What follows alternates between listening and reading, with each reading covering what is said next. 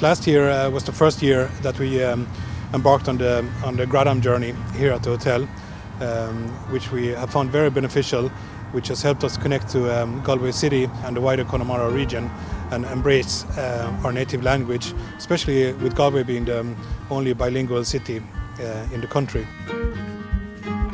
Last year we very proud to have won the Special Judges Award, and we have, I suppose, built on that since then. And we started off the year with a lot more written and printed material that we have put in as touch points in the room, where everything was bilingual.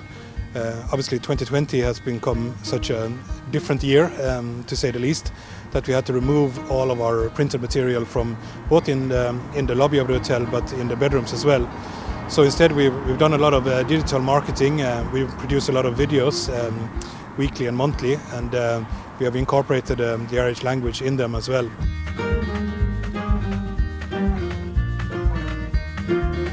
In terms of business, since last year we have attracted a lot more business from the Gaeltacht, and particularly in terms of businesses and conferences.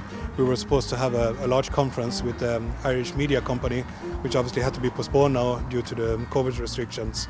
It's been, like we were saying, a very different year, but hey, there's always next year, and we'll bounce back again.